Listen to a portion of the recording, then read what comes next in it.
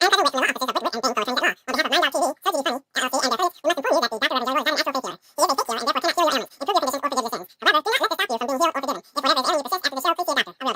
to me, my children. Follow the sound of my voice to receive thy blessings. Unburden yourself. Ow! Ow! Ow! Ow! And welcome to the Church of Last Resort with the Dr. Reverend Jelly Roll. The Church of Last Resort, where your prayers are heard, your sins forgiven, and no matter what you believe, you won't believe this shit. And now, the Reverend, the Dr. Reverend Jelly Roll. Thank you, brothers and sisters. Thank you. And thank you, AI applause. That's right. Yes, indeed. Good morning, brothers and sisters. This includes our new members who may be enjoying us for the first time today. Because wherever you may be and wherever you want to be, you may not be where you want to be. But there you are. And I are here in my office where it is Sunday, August 16th, the 574th day of the Sex Offender Administration. That's right. 574 days we've been looking at that ugly motherfucker. It is 70 degrees and zero humidity right here in my office. That's right. But on the other side of this wall, just 9.5 inches away, it is 73 degrees and raining. Not just 100% chance of rain. It's raining like right now. If I go out there right now and do this, I'm going to get my face wet. Yes, indeed. You know that there's an old saying from an old comedian, even older than me, used to say, let your smile be your umbrella and get your teeth wet. That's right. And that's exactly what would happen if I went out there right now and let my smile be my umbrella. I would get my teeth all wet. But on the other hand, no yard work today. Oh, well. That's right. So I get to sit inside and meditate. That's right. Meditate. Or is it medicate? I got some drugs to take. And so we'll see which one it's going to be. Welcome to the Church of Last Resort. I am the Dr. Reverend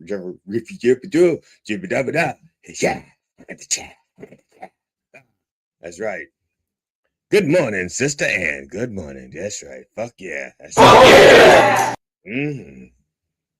Welcome to the Church of Last Resort. I am the Dr. Reverend Jelly Roll, PhD, DDS, ADHD, MCM, LIX. Or as AI likes to pronounce it, MCM Licks. People have also called me the racy reverend, the pervert pastor, the vile vulgar vicar of vice, the sexy shepherd, the missionary man, the minister of mischief, the dirty deacon of doggy style, the freaky frisky friar, the ass man abbot, the colored cleric, the horny honorific, the booty banging brother, the handsy high priest, the immature imam. So that's how immature I am. I can't even say it. The immature imam, the reach around rabbi, the shameless shaman, the Father Fistmas, the wicked I like to watch witness, the holy ho, the divine dominating dominee, the big shot bishop. That's right. The depraved preacher, the tickle me theologian, the minister of making love, the clergy of cunning conversation while eating that coochie, and that nasty N-word. That's right. That nasty N-word. And it sounds like vicar. It sounds like vicar, but that's right. It sounds like vicar. But I don't come easy. I come by many names, and I come by many methods, but I do not come easy. Lord have mercy. So children of good morning, brother Heavy Cab. That's right. Children of the Lord, children of the corn, all my children out there. Let us begin in the name of George Carlin, Robin Williams, and Richard Pryor. Can I get a fuck to the yeah? Yeah. That's right. A fuck to the yeah. A fuck to the yeah. Fuck to the yeah. That's right. So I got some things in my head, some things I need to let out. And there was an opening over here. I had two openings to let it out, but I had to put an earbud in one so I could hear the fuck yeah-yas and stuff like that. So I had to plug up one of the holes so the stuff that needs to get out ain't getting out as quickly. So it might be a small backup on I cerebrum right next to iRobot. That's right. It is time for our opening prayers, sponsored by, what's that? Swimming the Cleveland Ocean by John Palumbo of Crack the Sky, available in paperback on Amazon, or you can get the audiobook and digital downloads at crackthesky.com. That's right. And when you buy the book, that's right. And we do things by the book. That's right. Usually the good book. But today we got the better book. That's right. That's right. You buy this book, look at that. You get the forward for free. That's right. They just throw it in there. They just threw that in there. You didn't even have to ask. You didn't have to ask. They said, we're going to give you a book and the forward. That's right. And while it lasts, they're going to throw in the covers, the front and the back and the spine. That's right. So you buy the book, they're going to throw in the forward, the back cover, the front cover, and the spine. You're only paying for the words. That's it. You're only paying for the words. The rest of it, they're throwing in for free. That's right. Buy the words, get the other stuff for free. What a bargain. You're not going to find that bargain anywhere else in the country. Not for this book.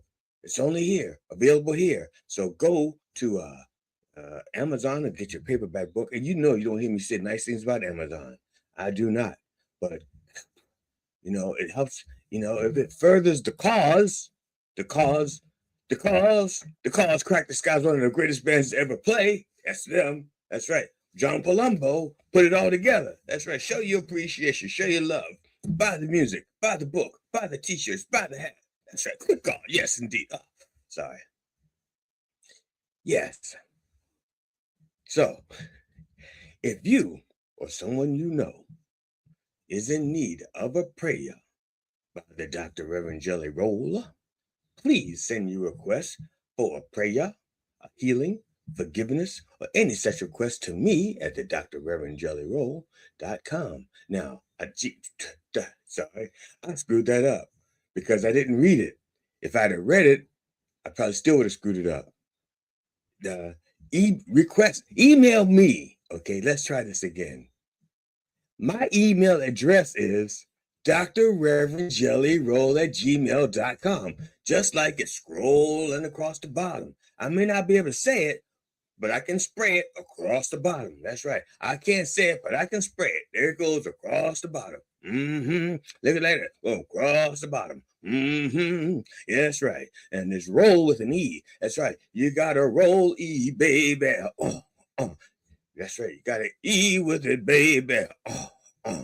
So that's right. You got to put that E on the end of roll. Because if you don't, I don't know where it's going. I can't be responsible. I can't be responsible for the things I can't be responsible for. That's right. That's state law and federal law. So please remember to put that E on the end right there. Put the E on the end. That's right. The E stands for enough. That's right. It's a safe word. So, brothers and sisters, now that you've heard all that, hear this disclaimer. While all prayers are heard, not all prayers are answered when we want them to be. That's right. While all prayers are heard, not all prayers are answered when we want them to be. That's right. You say, I want my prayer answered right now. Well, it may not be answered right now. You say, I want my prayer answered right later. It may not be answered right later. You might say, I want my prayer answered right then. It may not happen right then. How about right there? It may not, but it'll happen. You just may have to change what you're praying for. You know what I'm saying? Like today, I was praying to get somebody would get my door painted, and it probably will be me. That was it. Okay, and it's the outside door. It's an outside door. And when it started raining, I said, I can't get that door painted, so I might as well pray for rain for the grass so that it'll grow faster so I can cut it quicker. The faster the grass grows, the faster I cut. The faster it grows, the faster I cut. So I just changed my prayer. That way I'm not disappointed. I stopped praying to get my doors painted. I started praying for rain so I could cut the grass, so I could get that done. That's right. The Lord works in mysterious ways. That's right. So, yeah, some restrictions. That's right.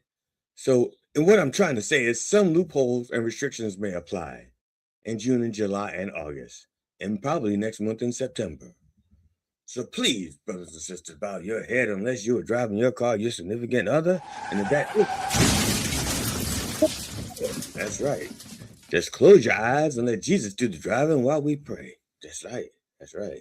Go, but do not let go of the wheel until you know that Jesus has full control. I mean, complete control. Not just the steering, not just the gas, not just the brakes. I'm talking about the whole damn car. That's right. That's right.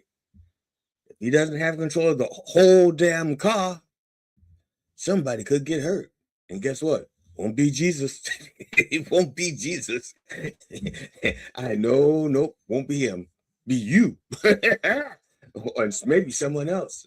Maybe your insurance company. So, as we say in the business of the prayer business, dear Lord, please bless Sister Teddy Moore. That's right. Sister Teddy Moore, the actress who played Ralphie Parker's teacher, Miss Shields, in A Christmas Story, has died. She was 79. Her cause of death is listed, that's right, it's listed as sudden undisclosed disease syndrome, or SUDS. However, it is a known fact that she was diagnosed with multiple sclerosis, or if you're going to be correct, grammatically correct, sclerosi, because if you have, okay, you can have asclerosis, one, but she had multiple, so she had sclerosi, and probably that's what killed her, having multiple sclerosis, because one or two sclerosis may not harm you, but when you get a whole bunch of sclerosi, you don't have much of a chance, at least not past the age of 75. Moore graduated from the Royal Academy of Dramatic Arts in London in 1967 with the Principal's Medal of Honor. That's right. She received the Principal's Medal of Honor. She soon after followed this up with a role in the Stratford Festival production of A Midnight Summer's Dream, and she played opposite Christopher Walken. That's right. Or as Terry Bozzio might say, Christopher Walken, Christopher Walken. That's right. In 1983, Moore appeared as Miss Shields. I told you this, but now I'm telling you the year. In 1983, Moore appeared as Miss Shields, the teacher of Ralphie Parker, in the iconic holiday movie A Christmas Story. For her memorable role, she was nominated for a Best Supporting Actress Genie Award from the Academy of Canadian Cinema and Television, and I can only guess she was awarded a nice residual check once a year around Christmas. Moore reprised her role in 1994's My Summer Story, the sequel, which saw Kieran Culkin taking over Billingsley's role as Ralphie. I don't remember ever seeing that one. I know it was out there. I didn't give a shit. Okay, she was the only cast member to appear in both of these movies. Say it like it's a good thing. I'm sorry, my bad. I wasn't supposed to read that part out loud. Okay, she was the only cast member to appear in both of these movies. There we go. Previously, Moore had won a Best Supporting Actress award at the Canadian Film Awards for playing Paula in the 1976 film Second Wind. Her other movie roles include Murder by Decree, The Amateur, Overnight, Rolling Vengeance, Focus, Down the Road Again, and High Rise Rescue. Additionally, Moore starred as Mrs. Claus in the 2011 TV movie Mistletoe Over Manhattan and as Nanny Shaw in that year's miniseries The Kennedys, which was shot using the Zapruder film technique. Back and to the left. Back and to the left. Right stump now. Left stump now. Now reverse. Cha-cha now. Okay. Moore appeared in a plethora of other TV movies, including 1996's Gotti. Or is it Gotcha? Let's see. If it's Italian, it's Gotti. If it's a horror movie, it's Gotcha. Okay. If it's an Italian, gangster movie, it's You Better Run.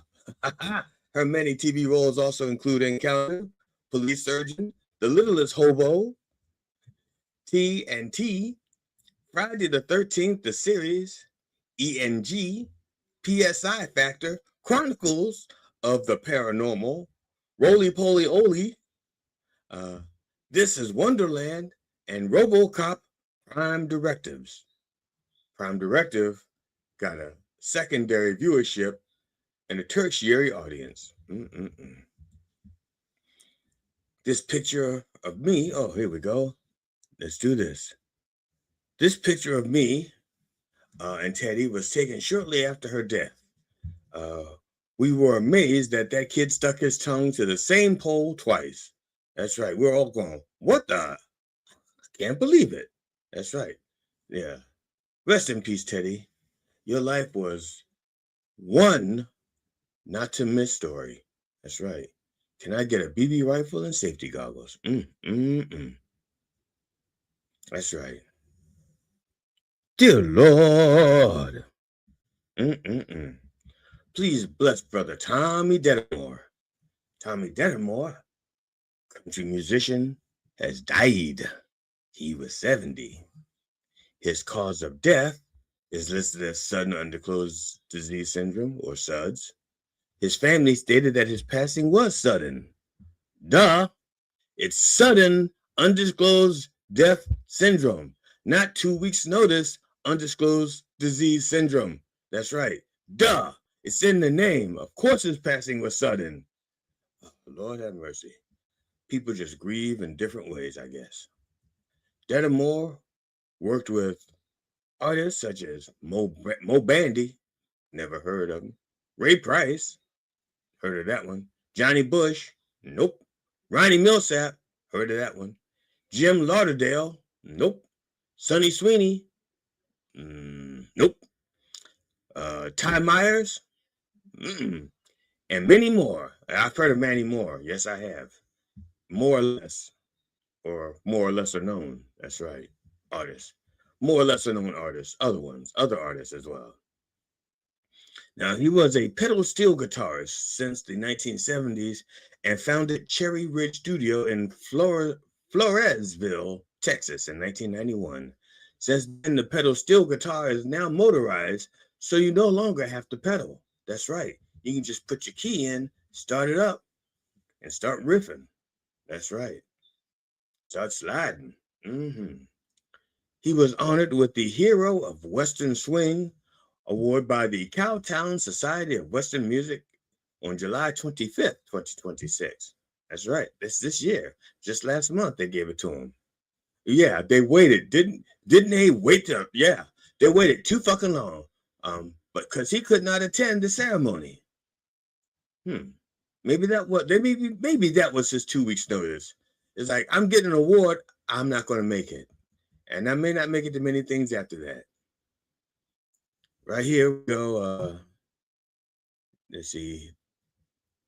Yeah, this picture here of me with Tommy was taken shortly after his death.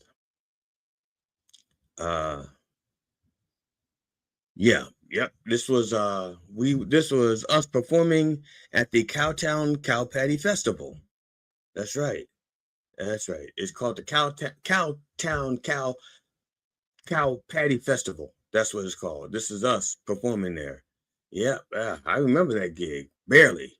because they don't drink liquor. They drink moonshine. That shit kicks you in the ass and removes your memories. That's right. It's like brainwashing. Only your brain ain't getting washed. It's just getting fucking erased. I'm just going, okay, rest in peace, Tommy. I think Cowtown is in Fort Worth, Texas. I do know that cow patties is their #1 export. Can I get a vegetarian cow patty to go? I hope so. There's enough of that shit. Gotcha. Yes, indeed. Dear Lord, please bless Brother Ben Jones.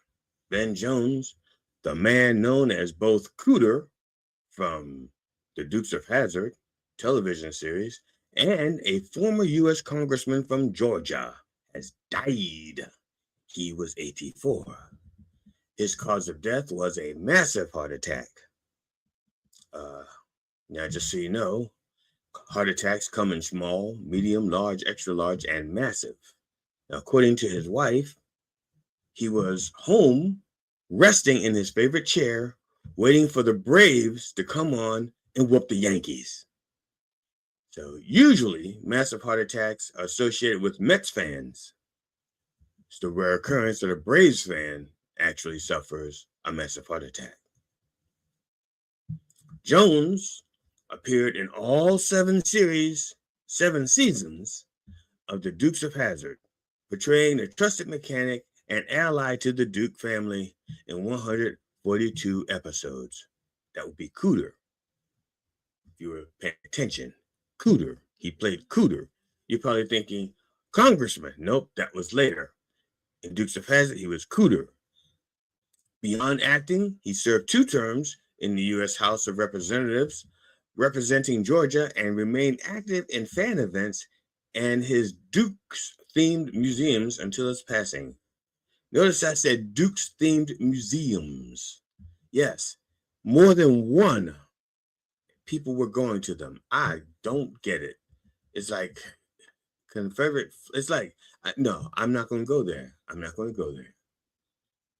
There are no pictures of me with Ben Jones.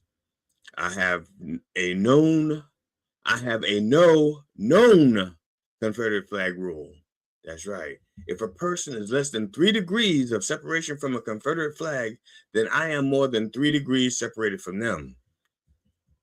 So there. Rest in peace, Ben. May you and your Cooter find a place to rest. Can I get 2 more degrees of separation? I feel the ick all over me. I feel the ick. I feel the ick. I feel the ick. Dear Lord, please bless Sister Violet Hensley. Sister Violet Hensley, a country music legend. There's so much country this week. What the fuck? Yes. She's a known country legend, known as the Woodland Fiddler. She died. She was 109. Her cause of death is listed as sudden undisclosed disease syndrome. Again, that's SUDS to you and me. Apparently at 109, her death was still not expected. Hensley was introduced to the fiddle early in her life when her father taught her how to carve and play the instrument. That's what they called it back then. Today it's called, never mind. After abandoning the fiddle for 27 years, as she raised 9 children, she rediscovered her love for fiddling and whittling in the 1960s. 9 kids. She may not have been whittling wood, but she sure as hell didn't stop working with it. In addition to making fiddles and performing for decades at Missouri's Silver Dollar City in Branson, Hensley made her Grand Ole Opry debut in 2016 at the age of 99. She also appeared on the Beverly Hillbillies when they came to Silver Dollar City to film the TV show. This picture here, right here, this picture of me and Violet was taken shortly after her death. It Is Us at the Grand Ole Opry in 2009.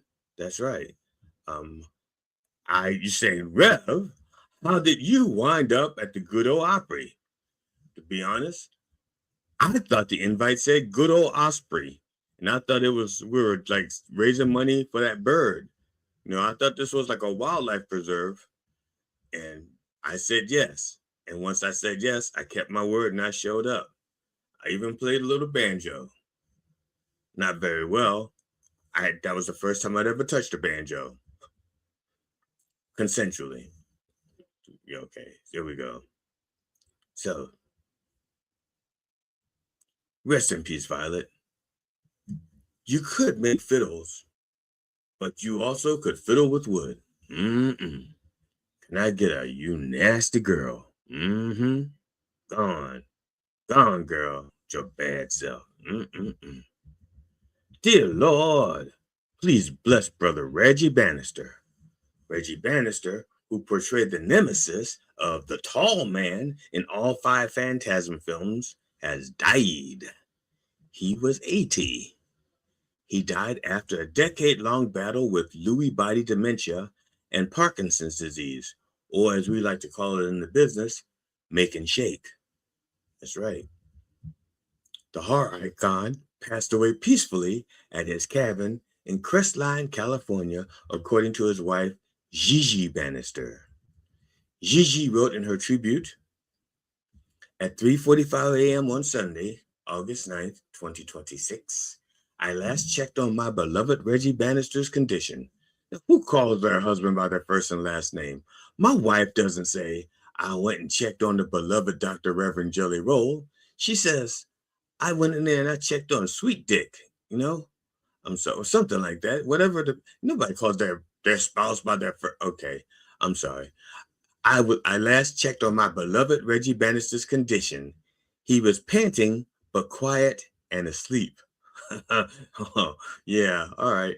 I was exhausted, so I went back to sleep. He was panting. Is that a normal thing? She doesn't say that's normal.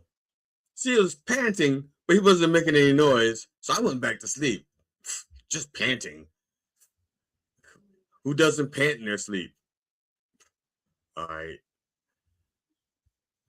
At 600 hours, at 0600 hours, who the fuck talks like that? At 0600 hours, our kitty, Gigi, gray guy, who has been sleeping on Reggie's bed at night, came running upstairs and jumped into the bed meowing. I went down to see what the problem was. Really?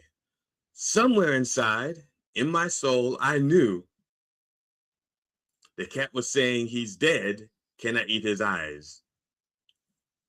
I'm sorry, that whole story sounds suspicious. I'm sorry, the whole thing, like, she went down and he was panting, but he was quiet. So I went to sleep. I'm gonna tell you a true story if I have time about a friend of mine who found her husband sleeping in the chair. So she covered him with a blanket and went back to bed. And she actually covered up a dead man. That's right, covering up evidence that she should. I know she was my friend, but she should have got locked up. Okay. This photo here is me. Was taken shortly after Reggie's death. This is me and Reggie shortly after his death. This is us on the set of Phantasm 6. After he had actually in the movie, he decapitates me and he holds my head up to show what's going to happen to the other reverends if they don't start acting right. Yeah, this is Phantasm 6.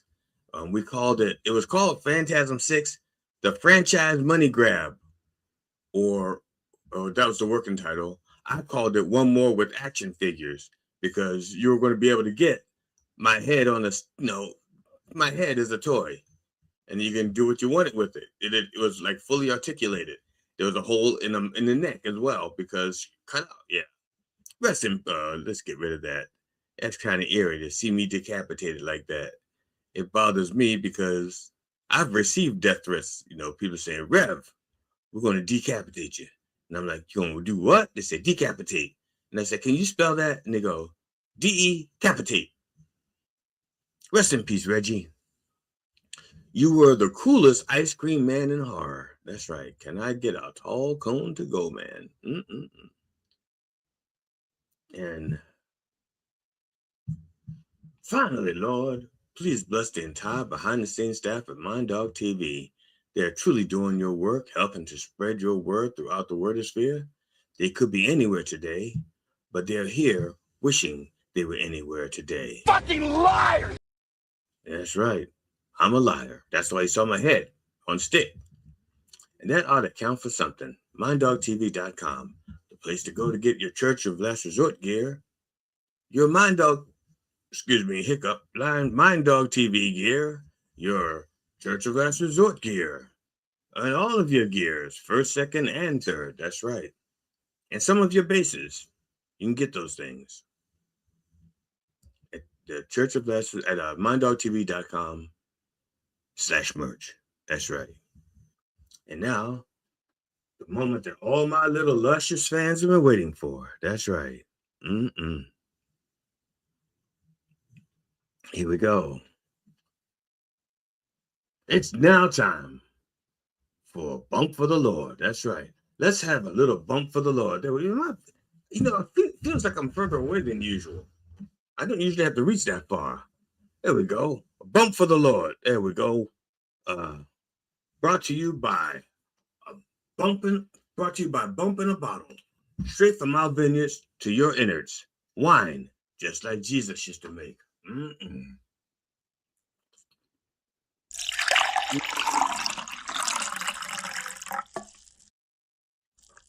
Man, that's good stuff. I don't know why this stuff isn't flying off the shelves. I mean, it does, but usually when it's flying off the shelves, it's an earthquake. And then we got to replace those bottles. So, brothers and sisters, yes, you are welcome, Sister Ann. Sister Ann made her little rounds yesterday to the liquor store, and she was prepared. She was prepared for the bump. She knew Sunday was coming, and she spent Saturday preparing. Yes, indeed. In the name of George Carlin, Robin Williams, and Richard Pryor, can I get a fuck? Yeah. Fuck yeah! That's right. So, brothers and sisters, I mentioned earlier, just like 30, 40 seconds ago, about Coffee with the Dog. That's right. That is our flagship program, Monday through Fridays on Mind Dog TV. And they're the reason why we all do this. That's right. That's right.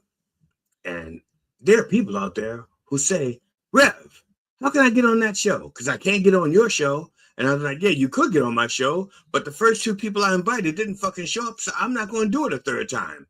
That's right. So fuck them. I'm not putting people on this show until I find out how to do it.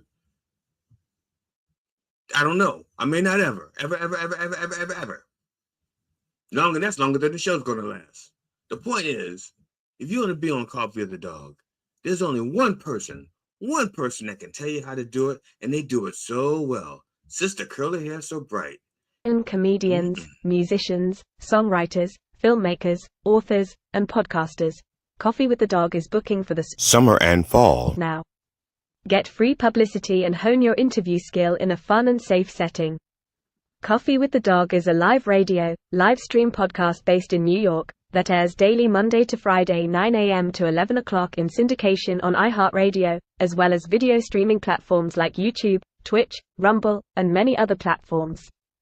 Guests usually come on remotely via StreamYard, like Zoom but easier, although occasionally we do in-studio interviews.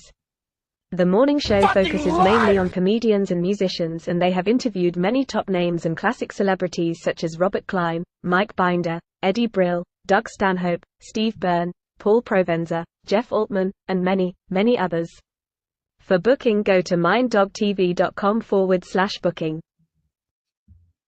That's right. / That's right. If you're going to do a slash, do it forward. So you don't want to do a backslash, because you could throw something out. Well, if you're young, do your slash any kind of way you want. But if you my age, don't you try a backslash. I'm telling you right now, my back is aching from a backslash. That's right. So, brothers and sisters, in this week's installment of Looking for God in All the Wrong Places, we're going to talk about the Rolling Stones song, Sympathy for the Devil. That's right. Now, I'm not going to get into the difference between the devil and Satan and Lucifer. They're not the same. They never were the same. They were only portrayed as the same. They ain't. I'm not going to focus on that. That'll be another show for another time. If I haven't already talked about it, we've done 148 shows. This is the 148th show. So who knows if I talked about it back on show 2. No idea. Can't remember. But you can go back and look. It's cataloged. It's not like I did the show and erased it. It's there. You can watch it along with the other 4 people. Go ahead and take a look. Now, Sympathy for the Devil released December 1968 on the album Beggars Banquet. It's told from the perspective of the devil, who presents himself as a charming, sophisticated figure rather than a monstrous villain. Don't they all? The song references major historical events, including the crucifixion of Jesus, the Russian Revolution, World War II, and the assassination of the Kennedy brothers, suggesting that evil is not only supernatural, but also human-made, but not humane. The song's central theme is human responsibility for evil. That's it. While the devil narrates the events, the lyrics imply that humans are the ones who commit the atrocities, after blaming external forces for their actions. That's right. Now, for those of you who are literary scholars, devil backwards is lived. What? That's right. Evil backwards is live. What? God backwards is dog. What? And old God backwards is reverse cowgirl. Ta-da! That's what I'm talking about, yeah. Written during a turbulent period marked by the Vietnam War, or Vietnam, if you're nasty, civil unrest, and the assassination of Martin Luther King Jr., the song reflects the Stones' darker perspective compared to the flower power optimism of the late 60s. Now, it reflects the darker perspective with the exception of Martin Luther King Jr. And now you say, what? But they released it in 68. Okay. Just for the record, they started recording it on June 4th, 1968. Martin Luther King had been dead exactly 2 months. So if they wanted to include him, they could have included him, but they did not. You know, now I don't know what that verse would have sounded like. I'm guessing something like where I'm looking. I did write up what that verse would sound like. And I'm looking over notes that I've already read these notes. What the fuck is this? I should have deleted them once I read them. Okay. This is what I imagine that verse would have gone like. I wasn't there on the day when King was shot by Germs Earl. Germs Earl. I wasn't there on the day when King was shot by James Earl Ray. If I were there, I'd have aimed the gun at the Dr. Reverend Jesse Jackson. That's right. That's because that's my thing. I have issues with Jesse Jackson. So yeah, that's they didn't write that. Just for those of you who have any issues, they did not write that. I wrote that. That's not like a deleted verse where they're going, oh yeah, let's sing this. They go, oh, we can't sing that. Too soon. All right.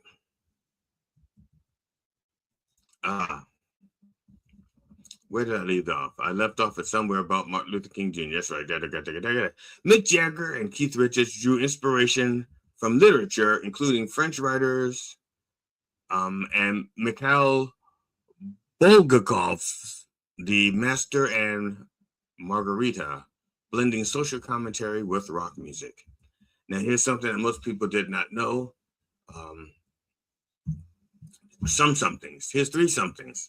Actually, I don't know. Don't count, because I may have more somethings. The first something is that when the song, Jagger and Richards, when they wrote this, the first title of the song was "The Devil Is My Name." That was their first title. And then they said, well, then they called it "Fallen Angels." No, didn't work. So they changed it eventually to "Sympathy for the Devil." That's the one thing. The other thing, so that's two things, maybe three. I don't know. Are you keeping count? Because I'm not. One other thing was that the song was originally written. Jagger intended this song to be a folk song, like something like Bob Dylan would have written. He wanted to be this, he wanted this to be his Bob Dylan type song. Bob Dylan was a big deal back then and a big influence on a lot of songwriters of the Caucasian persuasion back then.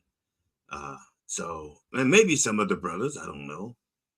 But Jagger wanted this to be like a Dylan-esque song. And if you may want to read, if you have, let's say, the AI and you have the music, you can go, what would this sound like as a folk song? And then maybe hear it that way. Because I don't know if there's any other recordings of it like that. I mean, they may have done their demo like a folk song. But once they decided once Richards got his hands on it, he funked it up a little bit.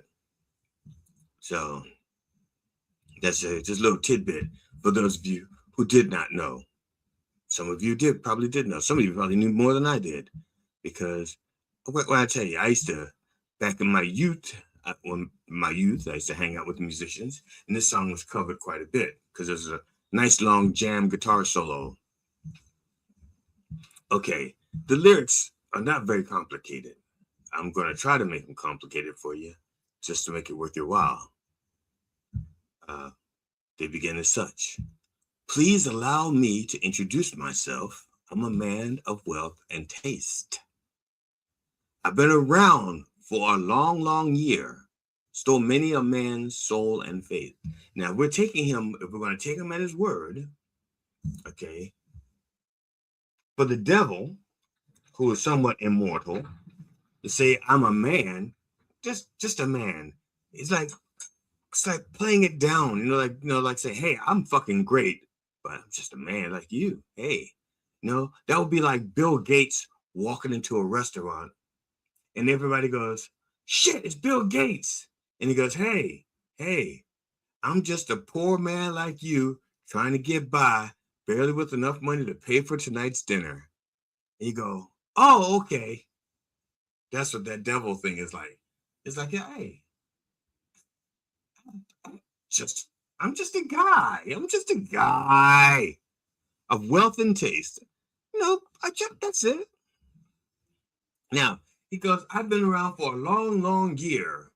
Now, it's not for long, long years, for a long, long year. Stole many a man's soul and faith.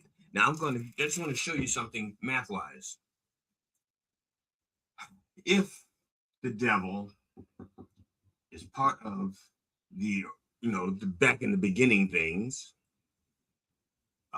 back in the beginning, God in the Bible says that for him, one day was like 1,000 years. Okay. Now, the devil here says he's been around for a long, long year. Well, a year is 365 days. And if you multiply that by 1,000, look how many years he's been around. 365,000 years. And that was back in 1968. That's right. So, he says he's been around for a long, long year. That's a long fucking time. And we don't even know if he's keeping tabs. We don't know. We have no fucking idea. I just want to show you that if you're going to take the devil at his word, he's at least 365,000 years old. Okay, and that's long year, long. Yeah, because that includes leap years too. That's right. Just adding the leap years, it's been around a lot longer. All right. It says, it says, I've been around and stole many a man's soul and faith. That is self-explanatory. But it also stole many a woman's soul and faith as well. Don't think he's a misogynist. He's just trying to keep the rhyme scheme, the meter going. It says, I was around when Jesus Christ had his moment of doubt and pain. Made damn sure that Pilate washed his hands and sealed his fate. Now let me just break that down for you, because it says his moment of doubt and pain. Now, if you're looking in the Bible for moments of Jesus' moment of doubt and pain, well, see if I can get this in order. I think the first one would have been Jesus' fasting in the desert for 40 days and 40 nights, right? Jesus is in the desert for 40 days and 40 nights, and they say that the devil appeared to him to tempt him. Says, you don't have to die. If you live, you can rule this world. You can rule everything. You can just do all this shit. You don't have to die. Just walk away, and all this is yours. Okay, and Jesus was like, let me think about it. Nah, okay. Then the second one would have been in the Garden of Gethsemane. Gethsemane, right there. Yeah, Gethsemane, where Jesus is praying, he quietly says, Lord, if at all possible, let this cup pass to somebody else. I have a brother, James, right? Can't he do this shit? Can't James? Why has it got to be me? It's always me. Every time I turn around, I was like, Jesus, do this. Jesus, do that. What about James? Let him do something for a change. But I don't know. He doesn't say that. Now, in the Bible, it doesn't say that the devil is there. And the third one that I can think of is when Jesus is on the cross, and he's like, I can't remember the Aramaic now, but it says, Lord, why have thou forsaken me? And you're trying to say, wait a second, Rev, you can't remember that. Every first year theologian, every first year student can remember Eli, yes, right. Yeah, that's right. You know something? Every first year can do it. You know why? Because in the first year, you have to remember it for a test. Try remembering this shit after 30-something years, and you'd be like, fuck, I didn't even realize I was going to ever need to know that.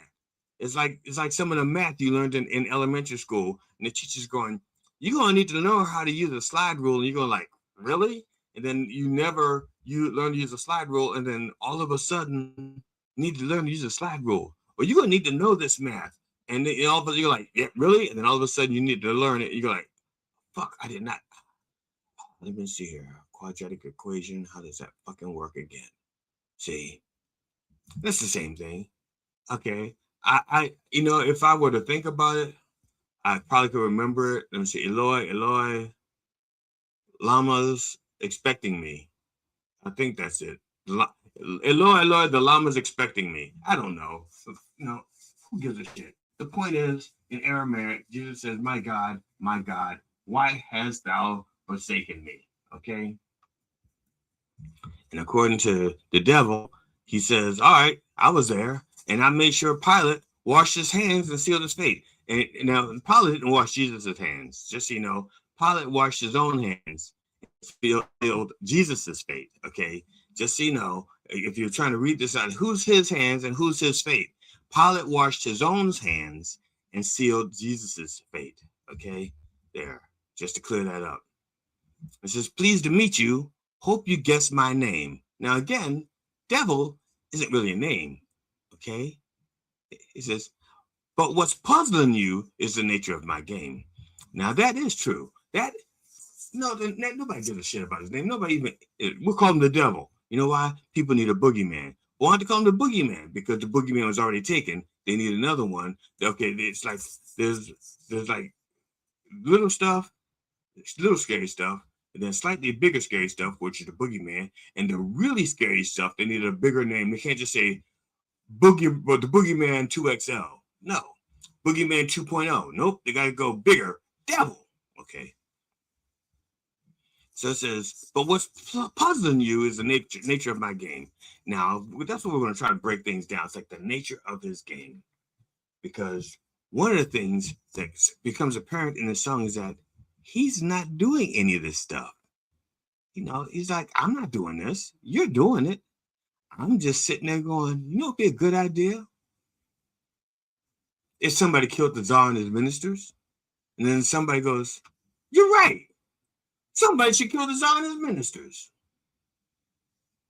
Okay, the next line says, stuck around St. Petersburg when I saw it was time for a change. Killed the Tsar and his ministers, Anastasia screamed in vain. Okay, now, some of you probably, there was a revolution in Russia. They got rid of the Tsar. You probably know about all this, you know. Even if you don't know about it like in detail, you may know about it in like anecdotally, because people know about Rasputin, but they don't know a lot about Rasputin. They don't know that he was a fakir, a fake healer, or a fakir.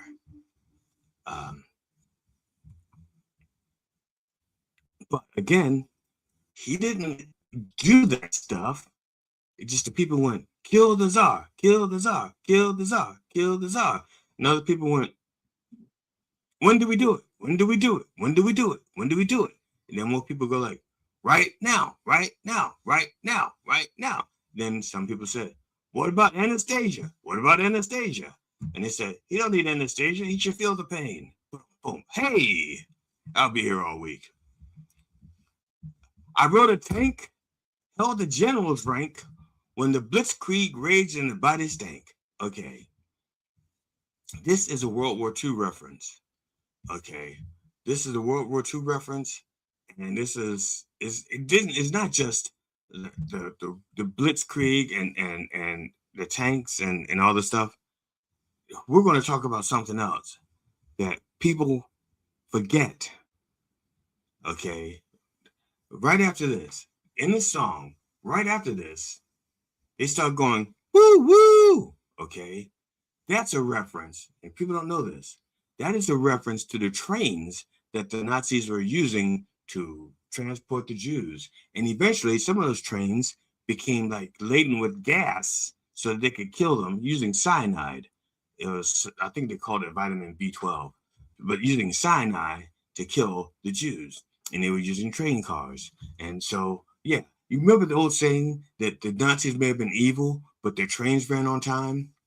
Woo, woo! Okay, you want to catch you? Follow me, but don't you even think about not following. Pleased to meet you. Hope you guessed my name. Oh yeah. And what's puzzling you is the nature of my game. Now, but he's already given you examples of it. He's not doing anything. People are doing it. It goes right here. It breaks it down. Goes, I watch with glee. Woo woo! While your kings and queens, woo woo, fought for 10 decades. Woo woo! For the gods they made. Woo woo! Okay, that train's a coming. That's right. Rolling down the train. You can't stop that train now. Evil is rolling. Woo woo! That train is going. That's right. It says, I watched with glee while your kings and queens fought for decades. Decades is 10. A decade is 10 years for those of you. So it says, fought for 10 decades, 100 years. Now, there was a thing called the 100-Year War, and there's probably been a few 100-year wars, depending on what part of the country you're in. And now, and it says these wars, they're fighting over the gods they made. That's right. Not even the real God, their own version of these gods. And again, the devil didn't do it. Just said, you know, I think your God is better than his God. So, you know, you're right. You know, you ever been in a schoolyard and you got two kids who are getting ready to square off, but they don't really want to fight. They just want to yell at each other. And, yeah. And then there's always one kid who can't fight for shit, but he gets in the middle and goes, I dare you to knock this, I think they call it Batman's leg. Batman's leg. It says, I will hit him for you. Where do you want him hit? And they go like, in the face. And then the other person goes like, bam, smacks him in the face. He goes, I'll hit him for you. What do you want him to do? Kick him in the balls. Bam. And then all of a sudden they start fighting each other because like, you had him hit me in the face. He goes, you had him kick me in the balls. And they start fighting each other. And the guy who did the actual kicking and the actual hitting just walks back and goes like, That's a damn shame, fighting like that. Change falling out your pocket. Let me pick this change up and hold it for you. Better yet, while you guys are fighting, it looks like you're not going to need any ice cream. I'm going to go to the store and get some ice cream with the change that fell out your pocket. And that's what the devil does. You fight, and he picks up your change and go gets ice cream. Goes. And then he says, I shouted out, woo-hoo! Who killed the Kennedys? Woo-hoo! When after all, it was you and me. Now, here he's taking a little bit of blame because it was you and me. But he wasn't really doing it. He's like taking blame like an accessory to the crime. But he didn't actually do it. He didn't pull the trigger. We all know it was the guy in the grassy knoll. So, wink, wink, nudge, nudge. But that train is still rolling. Woo, woo, still rolling. Let me please introduce myself. Woo, woo, woo, woo. I'm a man of wealth and taste. Woo, woo, woo, woo. And I laid traps for troubadours who get killed before they reach Bombay. Now, for those of you who do not know about the troubadours and Bombay, I should have looked it up for you. That's right. You still don't know, I guess. So, yeah, I forgot. Actually, I did look it up, but I'm not going to lie to you. This is the way I did. I usually put my notes between the verses, and I was busy comforting some friends this week, and I didn't do that this time. They're in the back, and I can get those notes and go all the way back down and find them, but I had to scroll past all this other shit, and I'm not going to do it. I love you, but I'm not going to do it. Take too much time. But it says here, pleased to meet you. Woo woo. Hope you guessed my name. Oh yeah. Woo woo. But what's puzzling you? Woo woo is the nature of my game. Yeah. Woo woo. Get down, damn it. Woo woo. The trains are coming. Woo woo. Here, we'll roll over you. Woo woo. That's right. Woo woo. Woo woo. Woo woo. That's right. That's right. That train is coming. That's what that is. See, people go like, oh, what? Because he didn't do the woo woo at the very beginning. He just goes like woo woo until after he talked about the Nazis. Why is that? That's why that is. Those Nazi trains running on time, bringing crime and death and destruction. So, there we have it. Sympathy for the devil, as interpolated by yours truly, the Dr. Reverend Jelly Roll. I sincerely hope that you enjoyed that. Now, before I leave, I wanted to save this for last because this is a very difficult thing for me to talk about. My dear friend G.D. Fenderson and his lovely wife Carol, this past weekend, Friday night, as a matter of fact, Friday, their beloved little cat Elsie, short for Lucky Cat. Her full name, her Christian name is Lucky Cat Fountainwoods. She passed away Friday night. Was not sick that we know of. As a matter of fact, she was laying on the bed with him, and she was purring, and they were rubbing her head. She was laying near GD's feet. His wife was rubbing her head, and then Elsie got up, got some water, jumped off the bed, and went in the other room and laid on her other bed and died. Just like that. There was no whimpering, no crying, no yowling, just went in the other room after drinking some water and went to sleep and never woke up. I didn't even say she went to sleep because her eyes were open. And so GD and his wife have been dealing with that since then. And this is, GD had to take the cat to the crematorium yesterday. And it's like, so it was a very difficult time because I'd never seen GD drink so much in my life. But I don't blame him because the cat died in the middle of the night. They weren't going to be able to do anything with it till the next day, around 11. So we're talking almost 12 hours the cat's been dead. And you don't know what to do with the dead cat. You want to keep it cold. So I don't know. At least that's his thinking. And the only place like that was his beer fridge. So he had to empty the beer, put the cat in. And as long as the beer is out, you might as well drink it.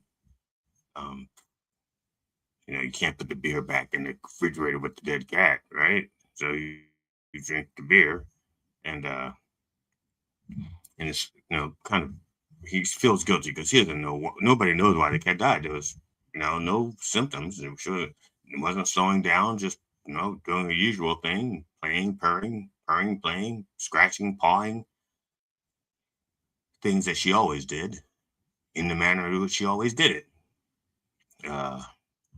So they had no idea what was coming. It was literally sudden undisclosed death syndrome. And so GD had to hang on to the dead cat for like 12 hours.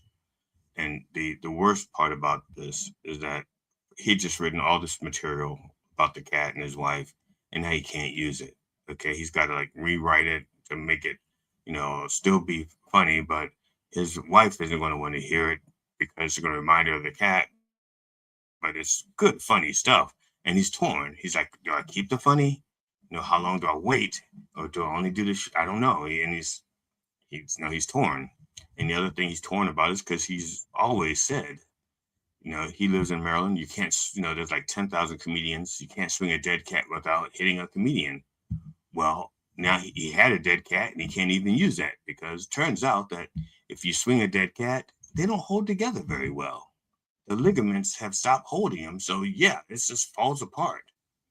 So you can't swing a dead cat. That shouldn't even be an expression. It shouldn't because they don't hold together very well. They need to swing something else that's dead if you're going to, and then once you hit them, it falls apart even more. And then yeah. So he learned a very awful lesson at that point. So the cat is Elsie is at the crematorium. Probably pick up their remains because they wanted individualized, not collective.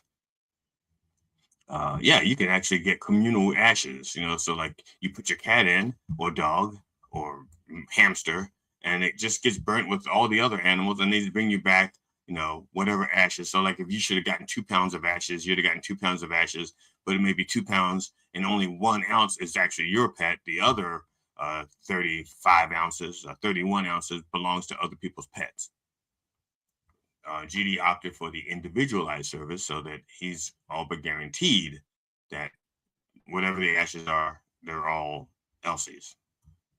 And so they are somewhat distraught because if people, anything about pets, people project the best of themselves onto pets.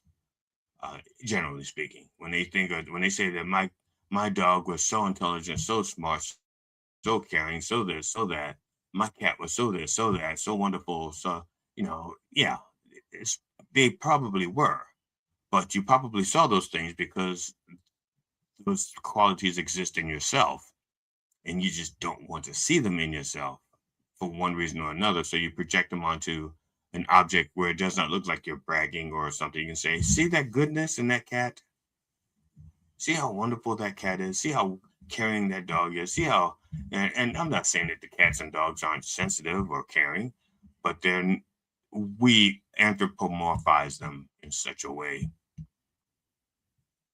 But nonetheless, the loss is still just as great. Losing a cat is probably almost like losing a kid, I guess, to some people. So GD usually helps Matt with behind the scenes stuff, but he's not there today. He and his wife got a lot to do because the cat, the house, they even, first of all, they bought the house with the cats in mind. That's right. Place for the cats. That commercial, place for mom. Their house is place for cats. That's right. And so I keep them in your prayers if you're so inclined. If you're not so inclined, keep them in your liquor bottle and do a bump for them. What the hell? That's right. So I want to end this on a good note, if I could. Like I said that. So how about this? So Many Things in the Ocean by John Palumbo of Crack the Sky. That's right. Buy the words and get the front cover, back cover, and forward for free. That's right. Available on Amazon.com in paperback or on crackthesky.com in audio and digital download. That's right. Check it out.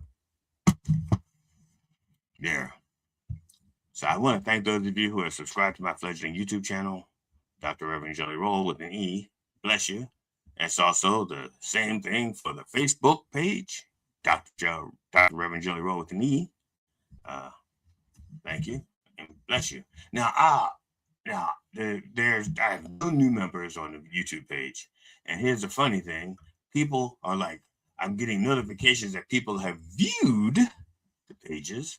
It's like you've had people viewing the pages, but they're not joining the pages. So if you're viewing the pages and decide not to join, let me know what it is that why you're not joining. So maybe I can fix it. If you're viewing it and go, wait a minute, this man's a heathen, then let me know. I'm not going to stop being a heathen. Please, that's my mark and trade. If I stop being that, then I have no friends and no credibility. That's right. So bless you for those of you who have joined. Bless you anyway. I also invite you to check out GD Fennison, gigsalad.com. If next time you need to hire a comedian or humorist for an event, he's your guy. Oh shit, I forgot one thing. Yes. Before I close, before I do the closing things, Happy Kev, our honorary deacon, did some artwork for us, and here we go. There's look at that. That's me replacing Mick Jagger, which I do dance better. I've seen him dance. I do dance better. And that's right. That's me. That's right. Sympathy for the Devil, 1968. And last but not least, why does the devil look like Martin Lawrence? And I think I'm allergic to it. You see how my face is all swollen? That's because I'm allergic to evil. I know people say, no, you're nasty, evil reverend. Like, no, I'm allergic to evil. I can't do the evil very well. My face will swell up just like that if I get too close to evil. But it's just interesting to me how they think that my lips are as big as Mick Jagger's, and his lips are bigger than almost any black person. And actually, his lips are not that big. It's his mouth that's big. Okay, I've seen bigger lips, believe me, on mouths and down there. You know what I'm saying? But Mick Jagger doesn't have like these big lips. They have a big mouth. You know? So, and here, like I said, the devil looks a lot like Martin Lawrence, at least to me.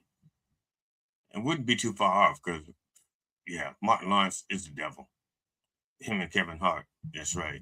They share duties. So on behalf of the Church of Last Resort, and the entire Roll family, my wife Amona, my kids Cinnamon and Jelly Jr., our cat Tootsie, God bless her, she's still healthy. Our dog Stop Dropping, who is also still healthy. I wish you safe travels, and I hope you will join us next week at 9 a.m. Eastern Time, Eastern Orthodox Time, on Mind Dog TV and everywhere that our word is heard. And as we always say, in the name of George Carlin, Robin Williams, and Richard Pryor, can I get a fuck? Yeah. Fuck yeah! Mm-mm-mm.